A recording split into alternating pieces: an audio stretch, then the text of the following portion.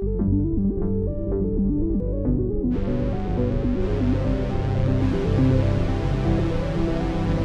now, our feature presentation.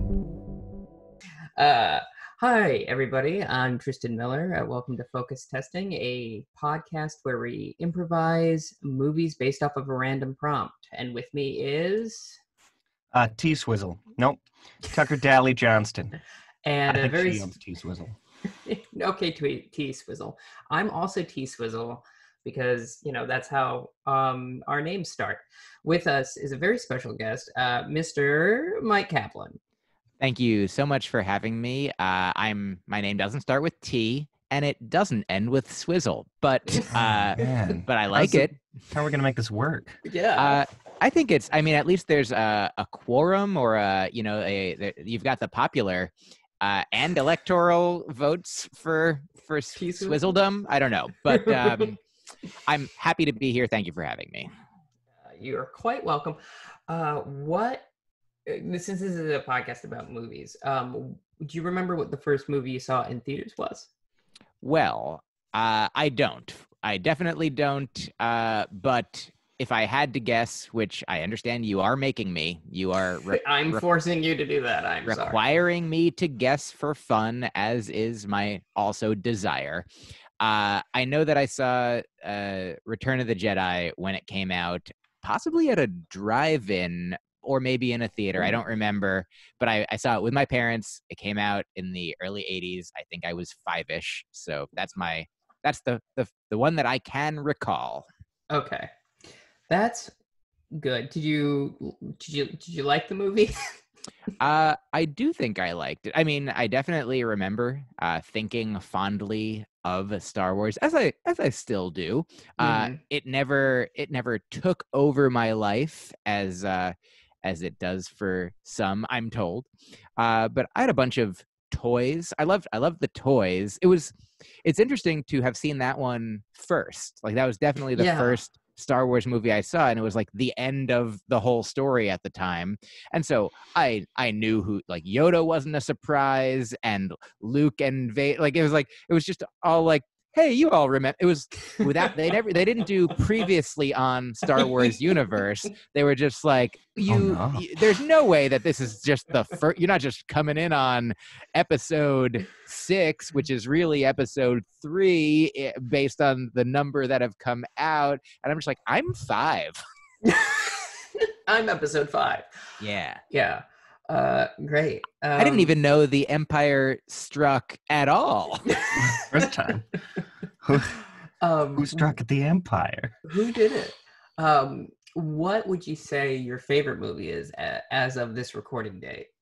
A difficult question. Mm-hmm. I think, I mean, there's so many, and there are so many movies. That's what I'm saying. There's so many movies, and there's so many great movies. So it's hard for me to even remember the last one that I saw, because I've actually been watching more TV shows than movies. But there's this scientific like concept of like, you'll remember things based on like how intense they were and how recent they were. I think it's called the peak end rule. So, if you have an experience of like my life of watching movies, I'll remember some of the most recent ones. I'm like, ooh, I just saw Blind Spotting recently and really enjoyed it. And then also I remember, when I saw The Princess Bride for the first time, and then many times, like, that was certainly a favorite movie for a while. I wouldn't, if somebody was demanding that I be like, well, okay, if I had a measure, enough time, if I had unlimited time to go back through my records, find all the ticket stubs. I also remember I really loved The Secret Life of Walter Mitty. That was a movie that came out a couple years ago, and I saw the remake. Oh yeah, the Ben Stiller version of it. It made me feel good. I've like every once in a while a movie makes me feel weird, good. Yeah, So those are a couple. I mean, I love Die Hard. I love The Matrix. I love nonsense Nicolas Cage stuff like Con Air and Face Off. Yeah, I love silly action movies. I love Get Out. Like there's a lot of great movies. There's a lot of great That's movies. the answer to my what is my favorite movie? There's a lot of great movies. That's the best PSA I've ever heard. Yeah, absolutely.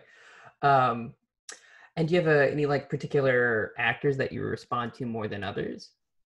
I mean, I guess I did already mention Nicolas Cage. Have you guys seen the movie Not Taken, not Stolen? The Stolen is a Nicolas Cage movie that's almost the same as Taken, almost as if it was taken from Taken and made into Stolen. That may be a joke that I told years ago. You wouldn't steal a Taken, would you? Ha ha ha ha ha. And so yeah, I like a Nicolas Cage. He's fun to look at. I mean, there's so many. It's fun to observe. Like animals in the zoo. Yeah. In fact, I'm going to say this for two reasons. One, like observing animals. I just want to let you know that I just observed an animal out my window. There's a cat named Lady. We named her Lady, my girlfriend and I. My girlfriend Renee and I. Renee named herself Renee, or her mother did. But it's a team effort, and and so this cat. The second purpose, besides telling you about the lady that's outside, was for me to tell the lady that's inside about the cat because we like to feed her. I see. So Clever ruse. Sneakily, so like plug to your own girlfriend. Oh yeah, it's a plug to the cat, and yeah, and I was sort of watching the cat like a movie out a window. What is a window but a movie screen to real life? Yeah. But I guess I wonder if I had more time if I knew these hard hitting questions in advance. So sorry. Yeah, because I'm sure like some later, of us are just waking up with coffee. Yeah, there's great, like who are some of the people that you like watching in movies, and maybe they're the same. Ooh, turn that spotlight right on him. Yeah. Okay. Well, I've been recently watching Boondocks, and Regina King is a genius. She's also in one of my favorite films, If Beale Street Could Talk. She's really fantastic in that. I really enjoy watching. Ooh, this is a tricky question. Yeah, I see your point. I'll jump back in and say I also do like Regina King, and I like Denzel Washington is a pleasure to watch act in movie. Like some people just like really know what they're doing. Renee and I've been rewatching. I've been rewatching. She's watching for the first time The Wire, and there's so many great actings in that. I know it's not a movie, but there's probably a bunch of people in it that are also in movies. So I'll just say everyone in The Wire, I think is a person that I'd like watching in a movie. Florence Pugh is a genius, I think. She's one of those. She was in Little Women, if you saw that. She played Amy. I didn't. If you saw Midsummer, she's the lead in that. Another great film.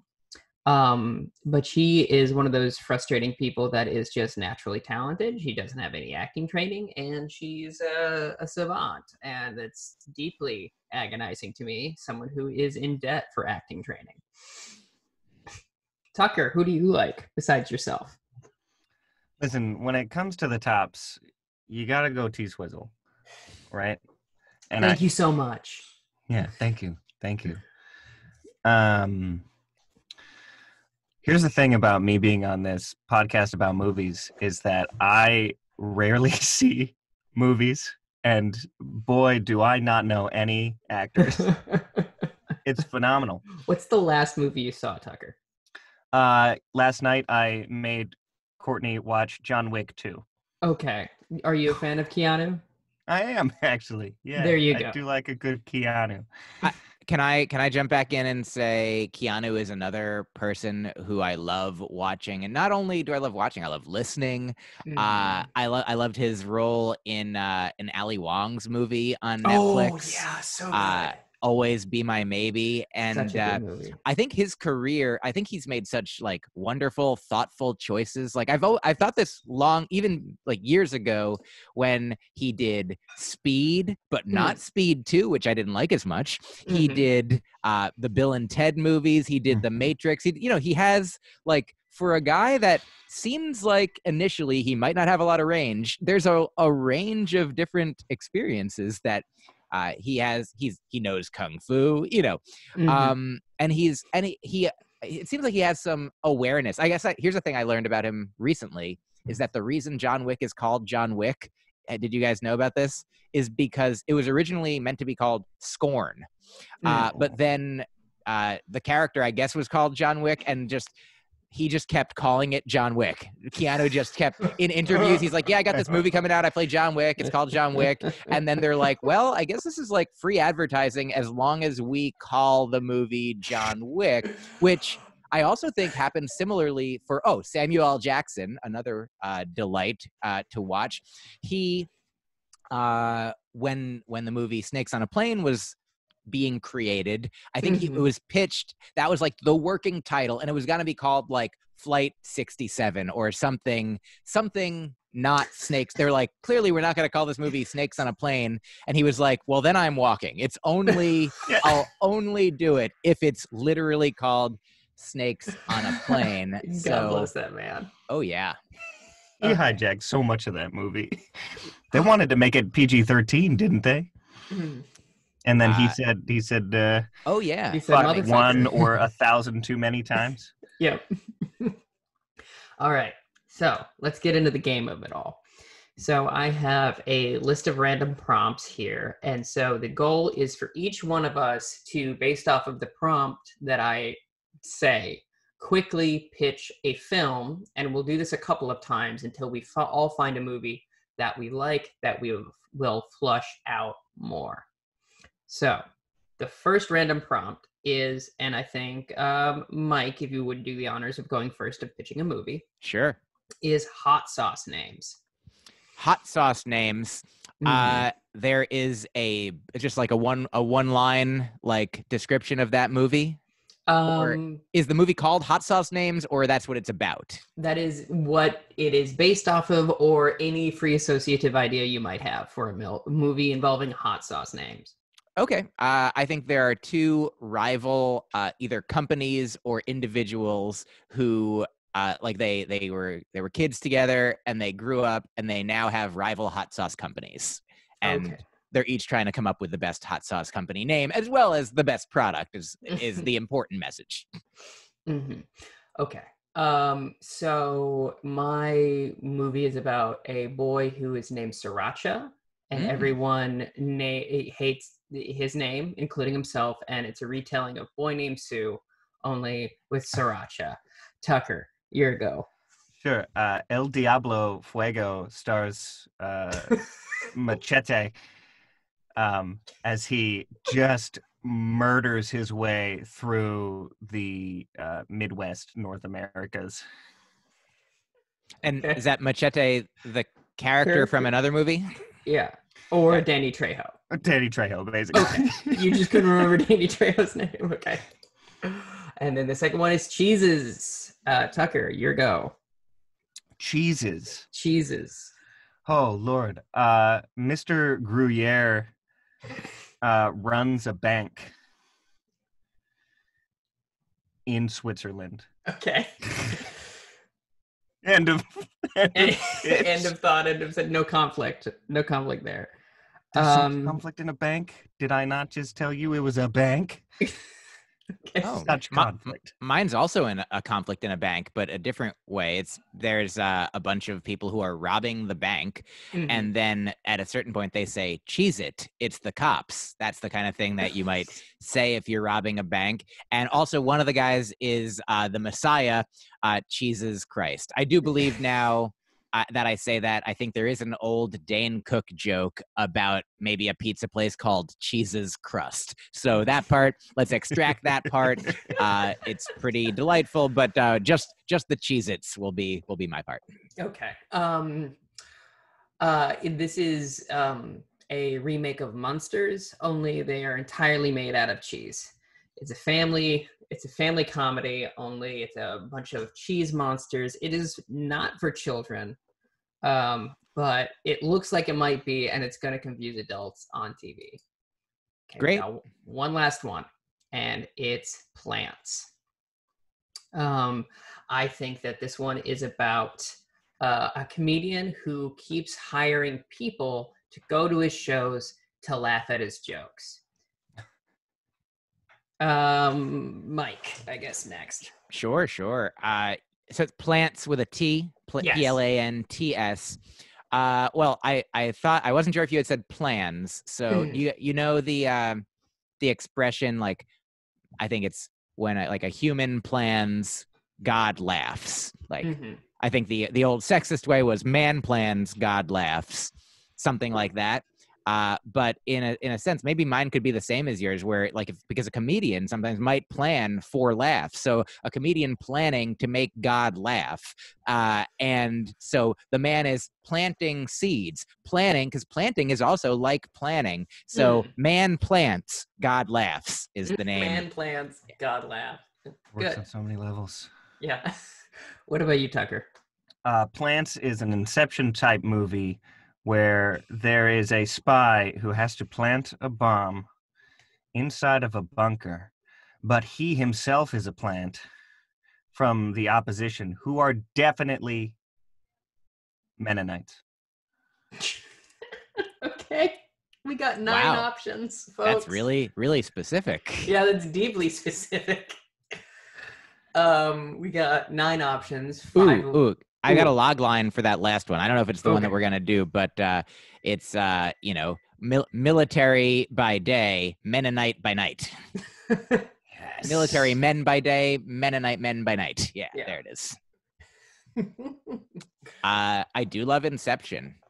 I really like, I don't know if we're allowed to vote for our own, but I like the idea of either of the comedian ones that we discussed, I think. I can't imagine why you might be biased towards that. You know what they say is write what you know, and then they say vote for what you said. An old Republican saying. Yeah. I like that. I like the more fleshed out version that you gave, Mike. I also like the rival hot sauce names. Sure. And the Cheese Monsters cartoon movie. Those are my top 3. What about you, Tucker? Oh, it's a cartoon? I was in when it was live action. Okay, well then I'll make it live action. We still haven't made it yet. It's fictional. I can do whatever I want. Locked in. Tucker? Let's let God laugh at things. It's important for God to feel like. Okay, we're all in agreement. And laugh. So does this movie take place in heaven at all? Is there a spiritual aspect, do you think? I think there is a spiritual aspect, and sure, it takes place in heaven. Okay. Should we have like a cartoon of a bunch of dead comedians, or is it, I have an idea. Yes, Tristan. The first half is a comedian that is like not doing well, and then he unfortunately passes away, and then when he gets to heaven, he starts killing. He's the funniest comedian on the face of heaven. Then what happens? Did he get funnier after he died, or do his jokes just work really well in heaven and he just really needed to find his audience of angels? The second thing. I think he was tapping into something on Earth that people didn't understand. And then once he dies, people, Maybe he was the equivalent of, if not exactly, a Christian comedian. So there were certain people on Earth who, when he was performing for heathens, let's say he was a really funny, devoted comedian. Mennonite. Yeah. Oh, sure. Bringing it back around. Bring it back around. He's a Mennonite comedian. Keep going, Mike, please. Oh, yeah. So, I mean, perhaps it does go, here's the thing. My mom recently, for the past couple of years, like she'll tell me about the books she's reading. And a few years ago, she was like, it seems like all these books today are like not just doing like this happened, then this happened, then this happened. It's like going back and forth between different storylines, different characters, different perspectives, and sometimes it's hard to keep track. I don't know if I like it, and that was a couple of years ago. And now she's like, I love when books do this. And I was like, wow, she's jumped around, like her perspective shift. She became a different person. And so I like the idea of if it can be, done well, it makes sense to not let everybody know what's happening the whole time. Like we're letting everybody know here what's happening in this story. But in the movie, like, I don't know if it starts in heaven, if it starts on earth, perhaps it starts with him dying. And we're like, oh no, and then it goes back and forth between, the afterlife and the during life, and maybe the before life. Who even knows? Like, maybe the twist at the end is it turns out that him doing great in heaven was actually before he was even born, and then he has to, or maybe there's reincarnation, maybe there's an after and after and after. So that's my suggestion for the laughter. Yeah, the structure, laughter life. That's the name of it. Laughter Oh, life. there you go. Beautiful. Oh, I like that idea of jumping around. And I like this idea of like him. It starts with him dying and then it ends with him being born. Because I think the best way to do that, the last shot would be lights down on whatever stage, and then all of a sudden lights come back up and he's coming Out of the birth canal? Yeah. Yes. Out of the birth canal. Love a good birth canal shot with doctor's hands coming right towards Oh, the you love to see it, screen. folks. Looks like clapping. Yeah. Yeah, it starts with him dying in life after dying throughout life. On stage. And it starts with the death canal. That's what I wanted to say. Death canal. You don't hear as much about the death canal. But No, not so much. Is it a literal death canal? Is he's so heartbroken that his last set didn't go well, he takes like a boat ride through the canals, through the Riviera, and it just goes for the worst. Yeah, he's in Panama Tragedy. playing a casino, and he gets so upset that he does go on like a bridge or a pathway near the canal, and he slips and he falls. Like, because I don't want him to like commit suicide. No, it's That's an too bleak. accident. Yeah. It's got to be an accident. Maybe he thinks of something funny, and he laughs so hard he falls off. Oh yeah, like perhaps a banana peel is there. He slips on that and falls over the bridge very sadly. Very sadly, at the beginning of our comedy film, presumably. Oh, it's a comedy? Okay, that's maybe that's fair. not. Yeah. Well, it's certainly about comedy. Yeah. Oh, definitely. Tucker, what do you think who should he meet in heaven? Do you think? Yeah, that's pretty important, because I was wondering where the conflict comes once he gets to heaven. So, well, I'll just jump in real quick. Back to you in a second, Tucker. But if our plan is that part of it involves him trying to make God laugh, like perhaps it might be God literally, or maybe like a particular angel. Like he's still not making everyone. He's a popular comedian in heaven, but still there's he was missing something on earth, and he's still missing something in heaven, even though he's doing better. Like there's always that one person in the crowd that's just like not into it. Yes. And that happens to be the head honcho of heaven. Yeah, the HHH. Yeah, the HHH. Triple H. It's played by Triple H. oh God. God played by Triple H. Triple yeah, H. Sure. Yeah, of course. Jesus, Triple H Christ. Pretty sure they have that set up for the next sort of season of WWE. But what should he do, Tucker? With now that he's trying to make God laugh? Well, now he has to find the perfect joke. And how does he do that? There's a certain, he tries all different things, and I think he needs to talk to some very famous dead comedians. I'll also add that how do we do that? We're the ones looking for the perfect joke. Are we in heaven?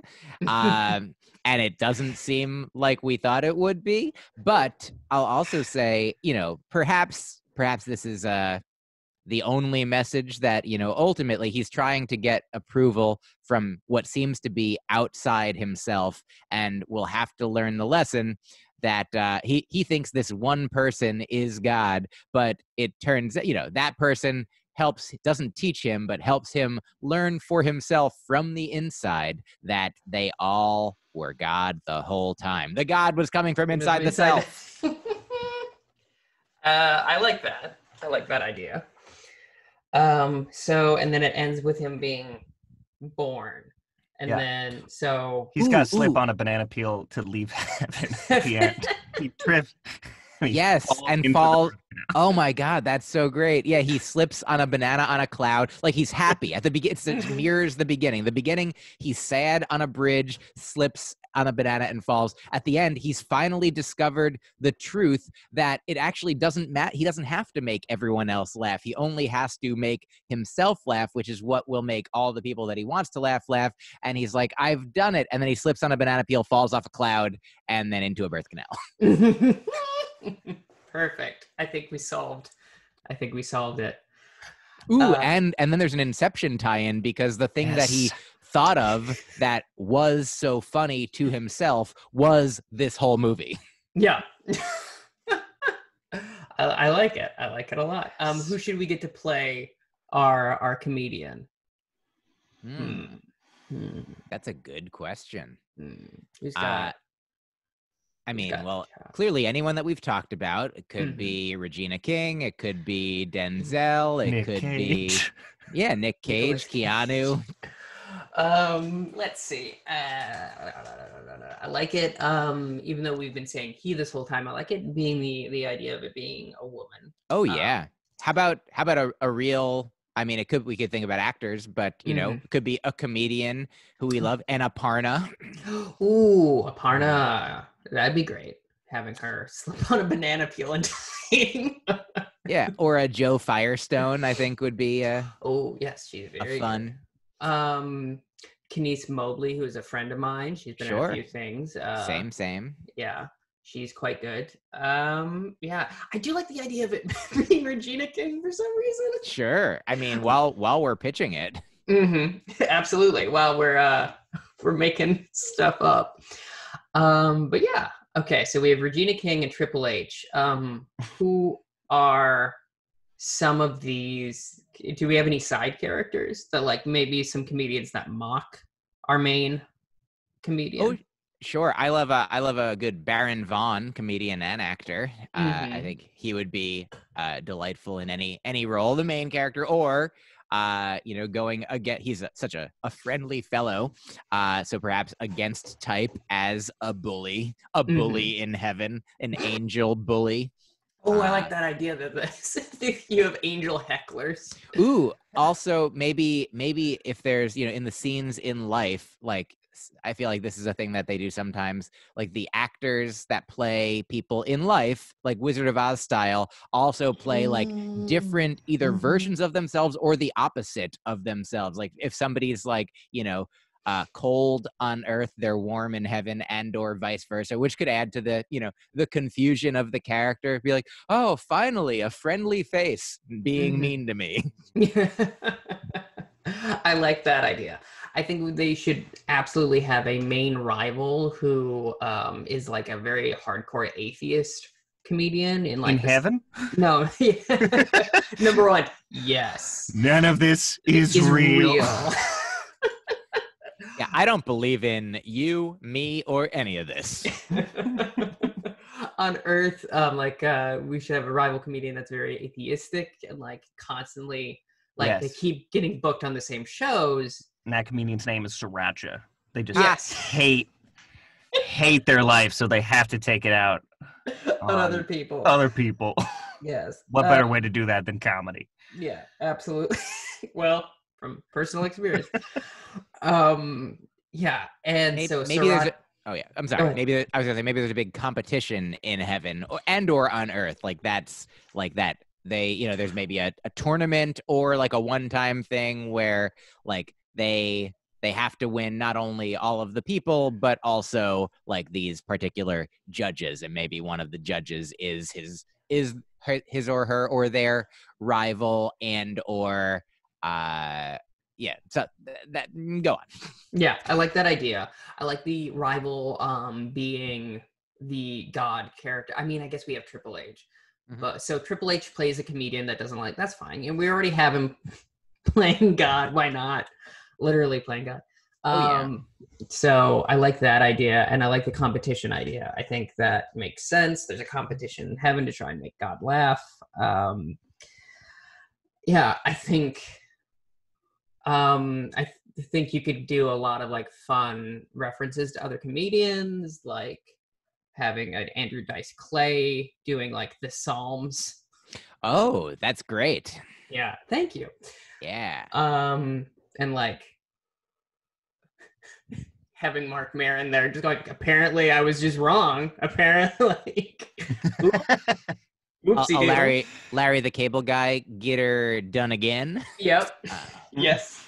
Get her reincarnated. Mm-hmm. Here's your sign of the end times. Oh yeah. That'd be great. Mm-hmm. I think I like our movie. It's a good movie. Yeah, and I think we're basically done. That's the podcast. Myq, do you have anything else to say or add or ask people to do?